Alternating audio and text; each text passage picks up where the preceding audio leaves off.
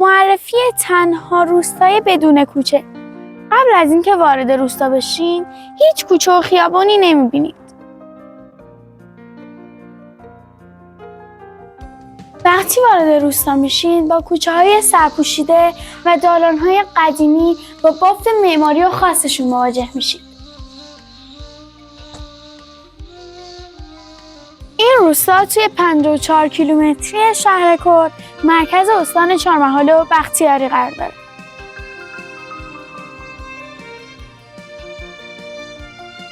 اینجا به خاطر اینکه بافت قدیمی و خاصی داره گردشگرای زیادی میان.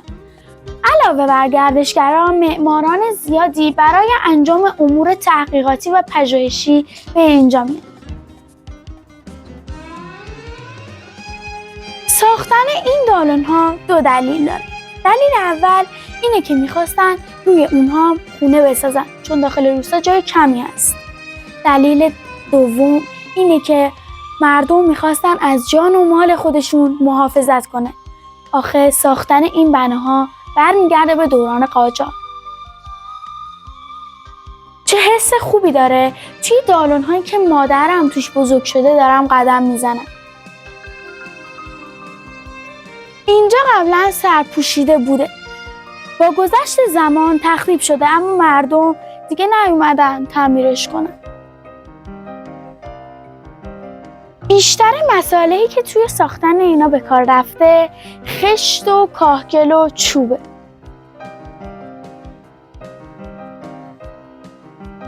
آخر هر دالان میرسه به یه بنبست یا 3-4 دیار خانه‌های قدیمی با مردم زحمتکش و مهمان نوازه.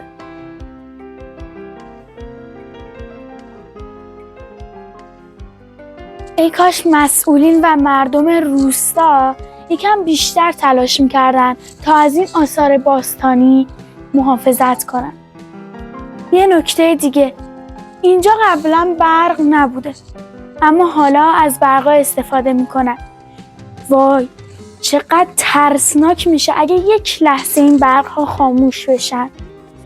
اون موقع مردم و بچه ها چقدر با مشقت از اینجا رد میشدن. من که جای اونا همین الان ترسیدم. دیگه جلوتر نمیرم، برگرد.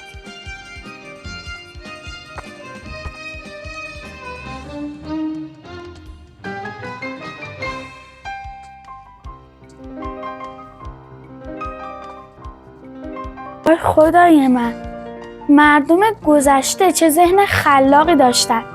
قبلا چون نه زنگ بوده نه آیفون از این درکوب‌ها استفاده می‌کردن. این درکوب‌ها نشان دهنده اینم هست که چه جنسیتی پشت داره.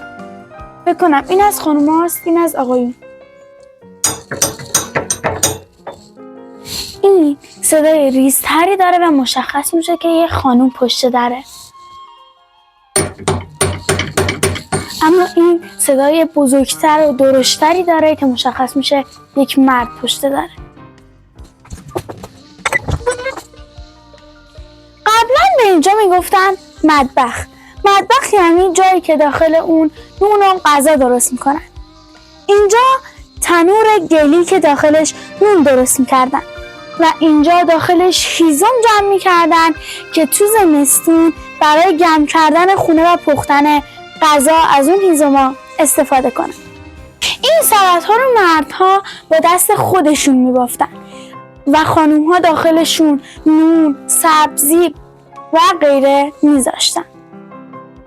از سیاهی دیوارهای اینجا کاملا مشخصه که چند سال دارن داخل این مطبخ نون و غذا میپزن. این روستای زیبای 34,000 متر مربعی که از شمال به رودخانه زاینده رود و از جنوب به کوههای زاگرس میرسه. اسم این روستای زیبا به زبان ترکیه. یاسه به معنای پهن، چای به معنای رودخانه. یاسه چای. زینب عرب، خبرنگار دانش آموزی پناه، شهرستان سامان، استان چهارمحال و بختیاری.